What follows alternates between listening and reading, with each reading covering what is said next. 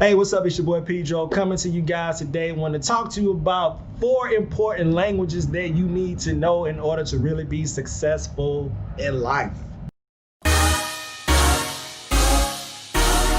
Hood and cultured.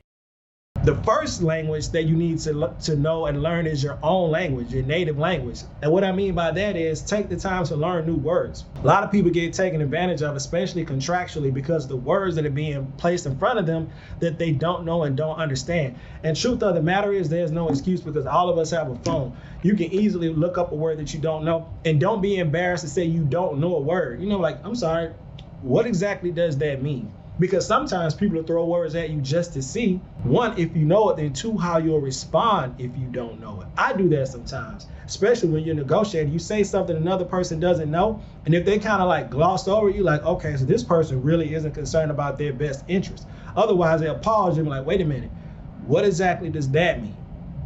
So learn your own language, continue to learn new words, utilize those new words, and you'll have a much clearer communication and a better way of navigating through life. Like, my daughters know one of my pet peeves is when somebody says I feel some type of way. And I'm like, you don't know how you feel? Like, am I supposed to guess what type of way do you feel? Like, do you feel sad? Do you feel betrayed? Do you feel disappointed? Do you feel tired? Do you feel stupid because you don't know how you feel?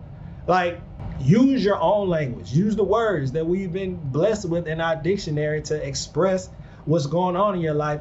And understand when other people are expressing what's happening in their life, especially contractually. You look at contracts, they're full of words that we don't use every day. And people sign stuff assuming they know what it means. Like, nah, pull out your phone, like, hold up, what does this word mean? Explain that. The second language that I feel is really important to people is love language. A lot of people really discount this, and surprisingly, a lot of people haven't heard of it. But I can recall back, especially like in my early 20s or whatever, had no idea about love languages and had, horrible relationships just because of misunderstandings. Not just me, I see other people doing this where you kind of want to make the other person like you, but not understanding that their love language might be different. So you might like giving gifts and this person likes just spending time with you. And you keep giving them gifts and then they're frustrated because all they want to do is spend time with you. You be like, but I just bought you such and such. Like, that's not my love language. So, and if you've never heard of it, I would highly recommend that you invest in the book. I think they even have an audio version on YouTube. Now, there's an audio book as well. And there are quizzes that you can take online to help you identify your love language. I noticed that mine has changed over the years because my needs and my situation changed. Like, there's certain things I don't need anymore, so therefore that thing doesn't resonate with me like it used to. So yeah, learn your love language, and I promise you'll have a much healthier relationship with everybody in your life. This is not just for people that you're dating. I mean, this applies in business relationships, family relationships, because you can see what matters to a person. So if you really want to express your gratitude or whatever to somebody, you do it in a way that speaks to their language. The third language that I feel everybody should to understand, and this probably should have been number 2, is the financial language. Money has a language, believe it or not. And time and time again, the majority of Americans, for sure, do not understand money language, financial literacy. There are so many terms that come across that people kind of know what it means, but really don't, or they don't know how it's calculated. And it's causing us it's doing harm to us because you're not really understanding what these terms mean. People don't know what APR, how it's actually calculated, variable rates, fixed rates, compound rates.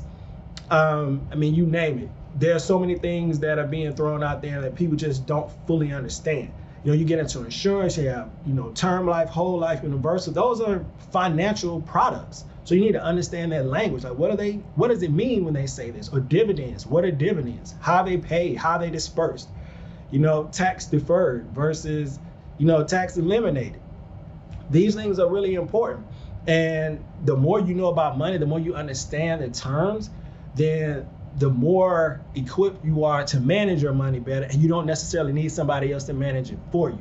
So financial literacy is a must. This is something that you're gonna see a lot more videos on that, because in my mid-40s, there's a lot that I'm still learning because the people around me didn't know or don't know. Or when it's being presented, a lot of times it's being presented in a way that's not necessarily 100% factual. So financial literacy is a must, because money is everywhere. You work to get paid what? Money. Everything revolves around money. You pay your bills, you pay utilities, you pay your staff, you get paid, you buy food. Like, you need to understand money, how to make it work. That's the difference between the poor and the rich. Poor people work for money, rich people's money works for them. Big difference. We wake up in the morning, go to work so we can make money. Rich people wake up and say, how did my money work for me today? Or how did it work yesterday? How's it going to work for me today? They send their money out to go work. Think about that. And it's not some thief. This is real. People do that. You send your money out to work. I'm gonna put my money here and it's gonna bring me some friends back. And then those friends are gonna bring me more friends. So my money's going out and going to work for me versus me going out and working for my money. I'm gonna do another video about the 1% because I think that's real important.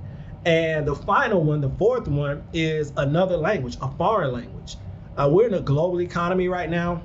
We've been there for a while, and especially those who are English, English is your native tongue, we get lazy because more people are learning English, so we feel less compelled to learn other language, myself included, other languages.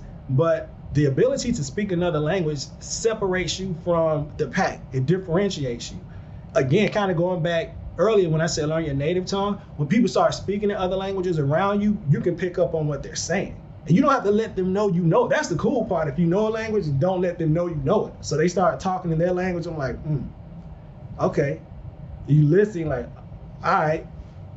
And then you can let them know you know it or not. But learning another language is super important. Shout out to my girl, Miss Maestra. She teaches Espanol, and she puts like these words of the day up. I'm paying attention. I suck as a student, but I'm paying attention. My Espanol is pretty okay. Pretty okay. I know words. I have to work on formulating sentences. But like for me, I want to learn Spanish. I want to learn Mandarin and Thai because Thailand is one of my favorite places. So those are like the three that I want to learn. So I encourage you, learn a different language and you'll navigate life a whole lot easier, a lot smoother sailing. So yeah, pick up on those 4 things. Your native language, improve your vocabulary, use those words frequently. Your love language, so you can better understand yourself and those who are around you.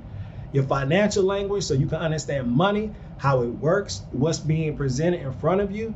And then a foreign language, so you can better understand those around you. If you're in the US and say you don't travel a lot, I would definitely say Spanish is probably the first thing you need to learn. Depending on what you're trying to do, if you're trying to get into like global business or something, I would say Mandarin would be second. A lot of people don't understand where China is positioned in the world. Like they're like, the US is here, China's like right there, like kissing us to be number 1. So you really want to learn some Mandarin as well. So you can understand what's happening, because it might not be long. Everybody might be speaking Mandarin. And the crazy part is they speak English. So they'll speak English to you.